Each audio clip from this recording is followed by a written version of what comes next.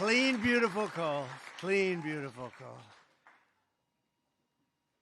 We love clean, beautiful coal, don't we, Doug? Huh? I'm thrilled to welcome to the White House the men and women who light our cities.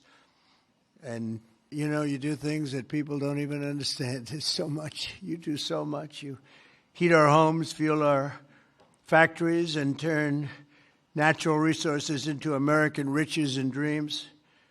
Our amazing coal miners. Thank you very much, fellas. That's great.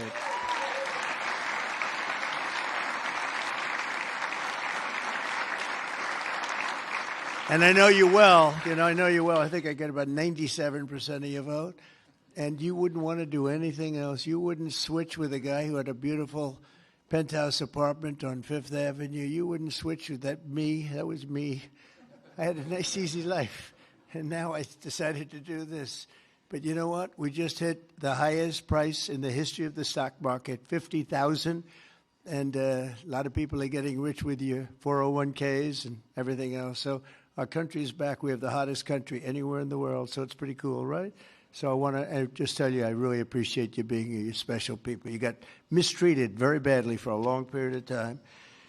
But you've never had a better friend in the Oval Office than me. And I'm proud to officially name the undisputed, when did this come out, Mr. Speaker? The undisputed champion of beautiful, clean coal. We have to proceed. Always, I don't use the word coal. It needs a PR job because it had a bad reputation for a while. So we're not allowed to say the word coal anymore. It has to be preceded by beautiful, clean coal. Okay? We're cleaning it up. Very good.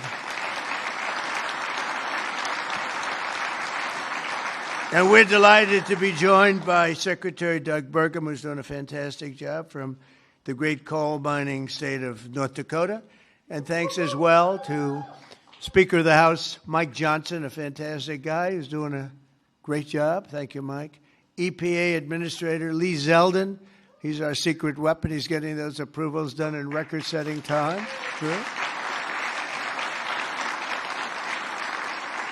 Great Senators John Barrasso and Jim Justice. Thank you very much for being here. Hi, Jim. Been a long time, Jim. You're looking good. Shelley Moore Capito. Thank you, Shelley. Thank you very much, darling. Marsha Blackburn, Bill Hagerty, Ted Budd, John Husted, Bernie Moreno, and David McCormick, all here, great senators, every one of them, great senators, representatives of the House, Jim Baird, Troy Balderson, Andy Barr, Dave Taylor, Warren Davidson, Troy Downing, Morgan Griffith, Brett Guthrie, Harriet Hageman, Mike Kelly, Dan Muser, Scott Perry, Carol Miller, Dana Harshberger, and Riley Moore. Boy, that's a good group of people. We have some others in here, too, and I'm not going to say it's just too many. Don't get angry at me. I'll never get their vote again. It's very dangerous. I also want to thank the president of the Washington Coal Club, Michael Day, CEO of the National Mining Association, Richard Nolan, along with many of the greatest business leaders in this powerful industry and a great industry it is. But, of course, the most important people here today are those who get their hands a little bit dirty to keep America running at full speed, our frontline coal workers. And I'm pleased to report that in the first year of my presidency, real wages for the typical miner increased by more than $2,200. I'd say that's pretty good, right?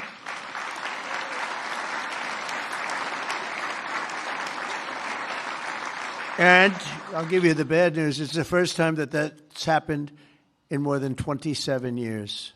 All right? Those other presidents didn't take good care of you. They didn't take good care of you at all. They didn't realize what they had. The last time many of us were together, I signed a historic executive order to ensure that America's beautiful clean coal plants would keep running when we need it most, and that's 24 hours a day in rain, sleet, and snow. Coal can operate when other substances can't. The Biden administration, he had no clue what he was doing. Shut down dozens of coal plants. They shut them down. Literally, it seemed like one a week, one a day. They were shutting them down left and right as fast as you could. They were paying people to shut down a coal plant. And if we had stayed on the ruinous path, we would have seen mass suffering and rolling blackouts all over the country. We would have had blackouts right now all over the country. We would have had a country that, worse than blackouts, every other thing would have been wrong with it too, with all of the horrible things that took place at our border. And right now our border is 100% secure. First time in the history of our country, actually. And you see it all the time. So instead, when large parts of our country were hit with winter storms, it was coal that kept the power on, and it was coal that never was bothered by cold weather, warm weather. It's never bothered by anything. It just keeps on chugging, right? During this vicious storm, and they had some really bad ones, coal generation surged 31%, while solar and wind totally collapsed. I'm not a big fan of those crazy windmills that are all made in China. You know, they're made in China, but not used by China. Let's look for a couple of wind farms in China, see if you can find one. They sell us those things for fortunes, but we don't do them anymore. Have we done any this year, Doug? We're not going to do any, hopefully for 4 years in this country. They're losers. They lose. You're supposed to make money with energy, not lose money with energy. And they lose a lot of money.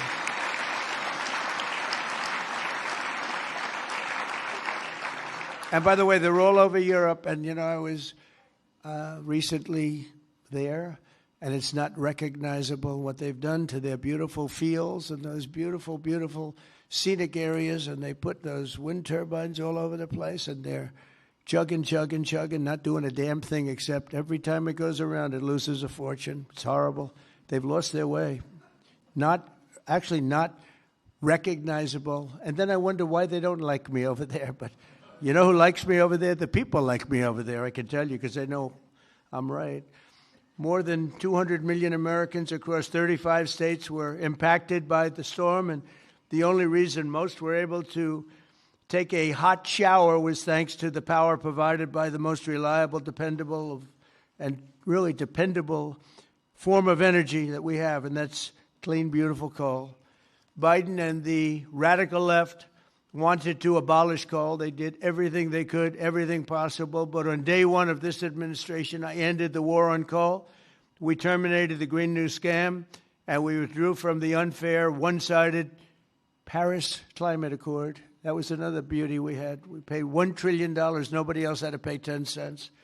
Already I've saved 74 coal power plants from crushing restrictions and closures that would have been forced to shut down in the very immediate future. And today I'm proud to announce that the Tennessee Valley Authority is taking action to save 2 major coal plants in Tennessee. Tennessee Valley Authority.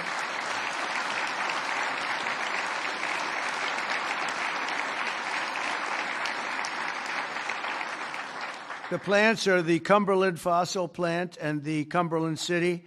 It's in Cumberland City. It's a big, beautiful thing that they just wanted to shut down. You know, the Tennessee Valley Authority has gone in a very stupid, very bad direction. The head of it, it's considered sort of semi-private. It's supposed to be semi-public, but it's semi-private. It's the highest paid government-type official in history. I think they pay them $10 million a year. They're paying them $10 million. I think the Speaker of the House wants to resign and head the Tennessee Valley Authority.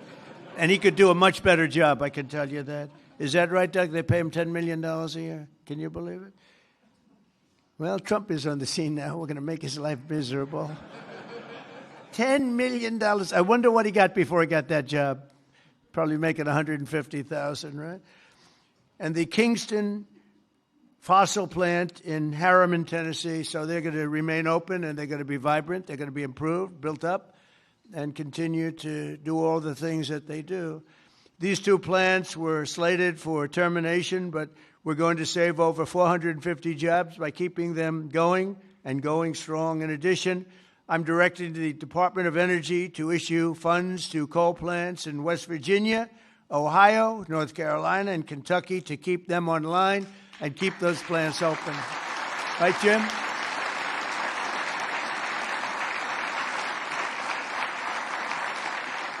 And very importantly, we're also bringing our coal mines roaring back to life. Under 4 years of the Biden administration, Sleepy Joe, not a single permit was approved for a new coal mining project. Think of it. 4 years, not one permit. They were all being disapproved, actually. So not a single permit was approved. I didn't know that. But in 1 year of Trump, we've already approved over 70 permits for very big, very powerful mines that are going to be with us for many, many years to come. And we did that over the last 30 days. We did more than half of them because we have the system going now. It's a very reliable source, great source.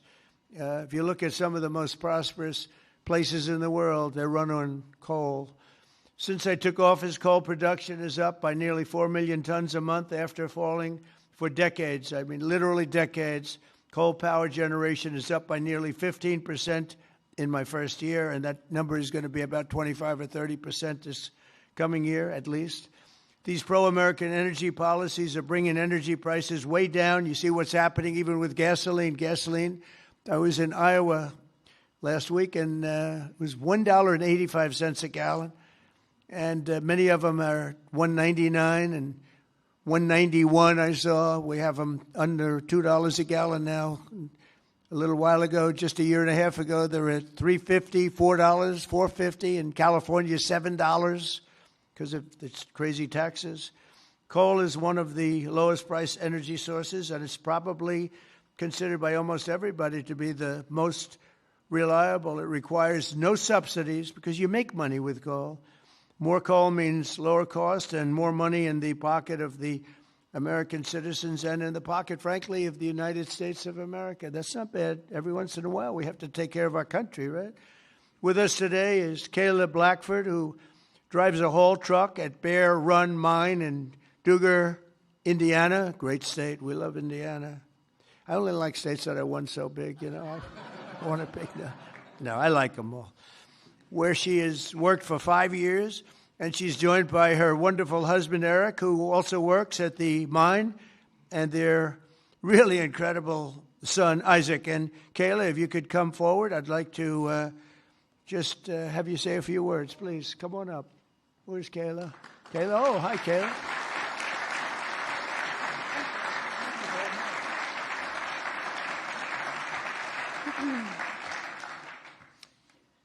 Thank you, Mr. President. As he said, my name is Kayla Blackford, and I am so proud and honored to be here today representing Peabody and coal miners across this country. My husband and I both work at Bear Run Mine in southern Indiana. I drive a haul truck, and I train others on this large piece of equipment. A haul truck is used to move rock or coal and is capable of carrying loads of nearly 250 tons. The tires are 12 feet tall. When I stand next to one, I barely reach the middle of the tire. It's the best job I've ever had, and not just because of the cool mom points I get for driving big equipment. My job supports my family. It supports our community, and it keeps the lights on and electricity affordable, not just in Indiana, but across the country. As demand increases and our lives become increasingly electrified, America needs to generate more electricity, not less. For years, coal miners have felt the weight of policies that made our future uncertain. Over the past year, that weight has begun to lift. My son, Isaac, who's here today,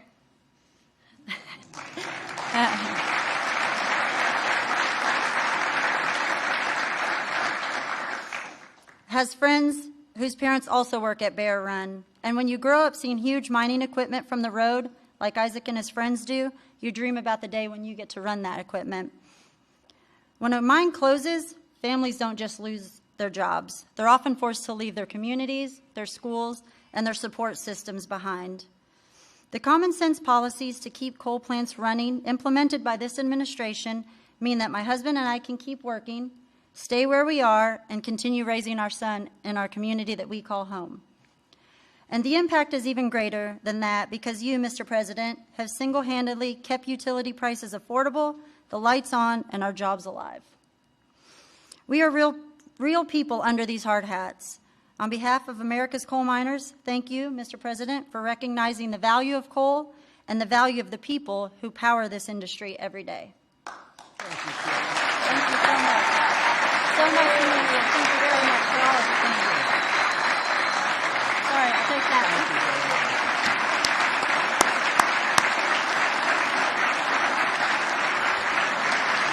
Good job. She did a good job, right? Look at the boy. He's so proud of Mom, huh? Did a good job? Couldn't do better, right? Anyway, thank you, Kelly. That's really nice. Thank you very much. Coal is also critical to our national security, vital to everything from steel production to shipbuilding and artificial intelligence. It's incredible what's happening with coal. And it's also incredible how clean they're able to keep it now with all of the new techniques. By using it, they're able to do things environmentally that are amazing. You see that.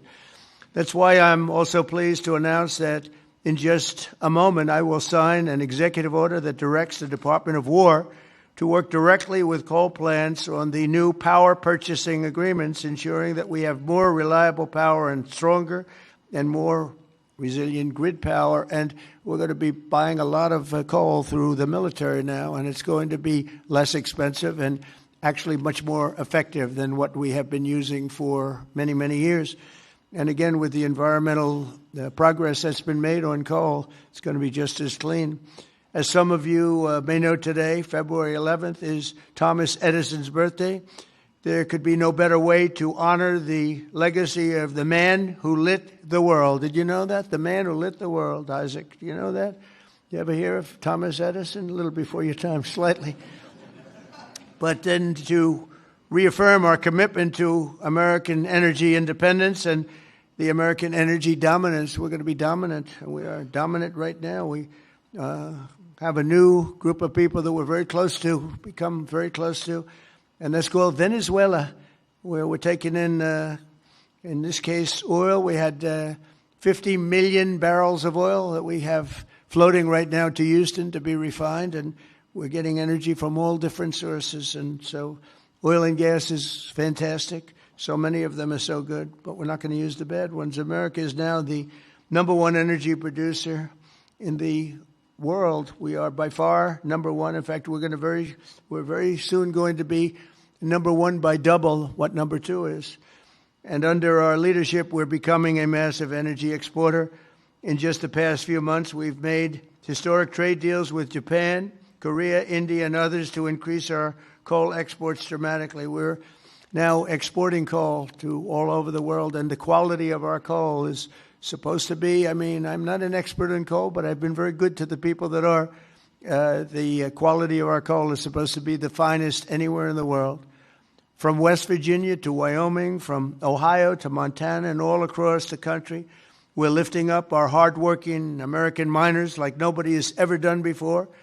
We're bringing down costs of American consumers, and together we're making the most of the magnificent land that God gave us to rebuild the greatest economy and the greatest nation in the history of the world. Another one of my favorite words is the word tariff.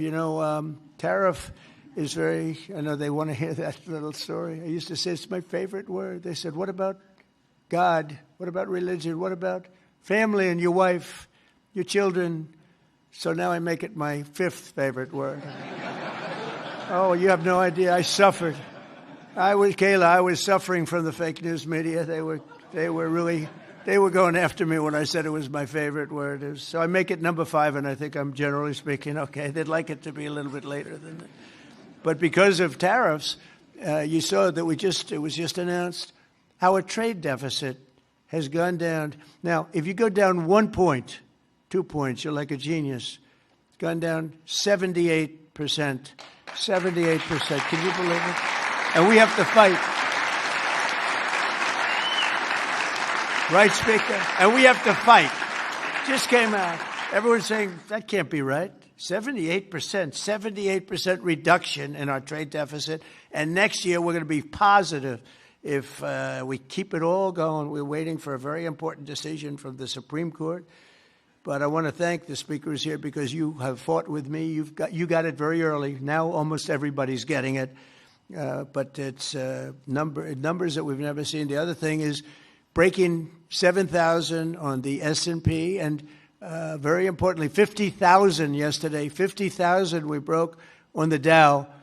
And if you remember, when I won, they said if he could ever produce 50,000 by the end of his fourth term, by the end of his fourth year, it would be unbelievably successful. Well, we produced 50,000 in excess now, went up today, in excess of 50,000 at the end of my first year. So that's some difference. And that's because of tariffs. So we're doing numbers that nobody thought were possible. The economy is rich. I tell the story that in Saudi Arabia, the king said, you know, sir, a year and a half ago, we were all saying you were a dead country, and now you have the hottest country anywhere in the world. That's true. We're the hottest country anywhere in the world, and a lot of reasons. So once again, I'd like to thank you for the tremendous honor of being here, and especially these gentlemen in the front row and a couple of you in the second row. What happened to the guys in the second row? They couldn't make it to the front. What's wrong with them? They don't shovel it as well, right? But I want to thank you and invite the chairman of our National Coal Council, Peabody Energy CEO, which is a great company, by the way, Jim Grech, to come up and say a few words. Please, Jim. Thank you very much.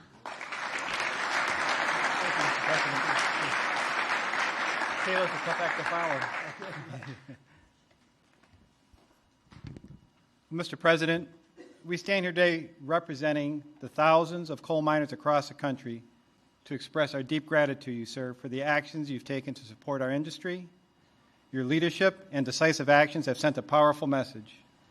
We have a president who, more than any other, deeply understands the importance of coal in supporting the future of this nation.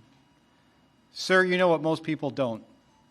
The U.S. has more energy in its coal than any nation has in any single energy source. We have more energy than Russia has in its gas, and we have more energy than Saudi Arabia has in its oil. Yet before you, sir, presidents were afraid to allow coal to help keep electricity abundant and low cost. And Mr. President, that changed with you. We saw the impact of your wise policy in real time during the recent winter storm as temperatures plunged and demand surged. The coal plants you directed to keep open provided the stability and resilience that the grid needed. And today, thanks to your leadership, sir, we are working with your administration on the potential to build new coal-fueled power plants and having coal emerge as a source of rare earth elements and critical minerals that are essential for our national security and economic future. And because of you, sir, the mining towns that once feared for their futures are seeing new investment, renewed optimism, and a sense of pride restored. Families feel more secure, local businesses are growing again, communities that had been written off are reinvigorated. For the thousands of workers across this industry, your support has meant more than policy, sir. It has meant dignity, stability, and the recognition that their work matters in making America great again. So, sir, Mr. President, on behalf of Michael Day, the chairman of the Washington Coal Club, and all the coal miners across our great country, I'd like to ask there's some executives and coal miners who are going to join us on stage, and we are going to present you an award, sir. Oh, it's great. Thank you very much. Thank you.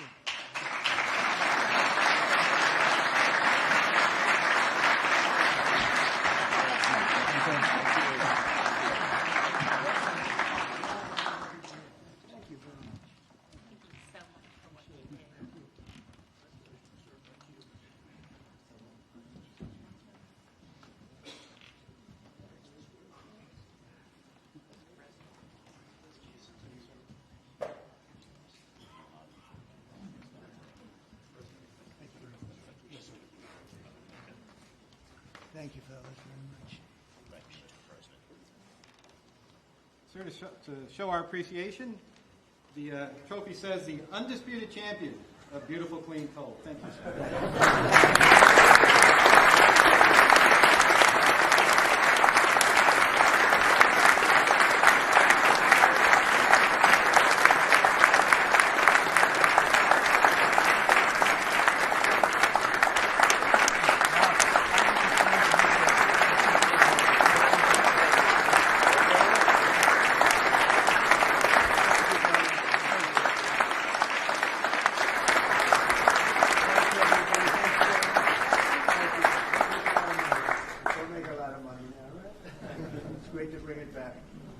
were treated very badly, and now you're treated really well. Thank you very much. Thank you, everybody, very much. Appreciate it. People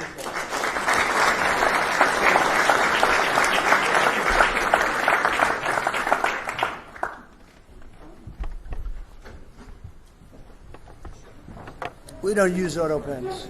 There's no auto pen. Okay, come on up. That's great.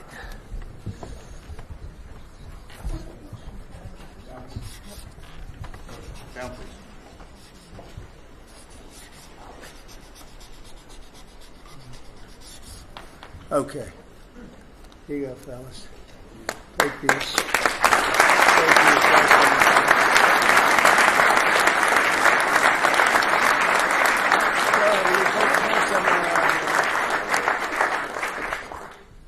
There you go. Get up. Okay, come on. You guys okay? Speaker?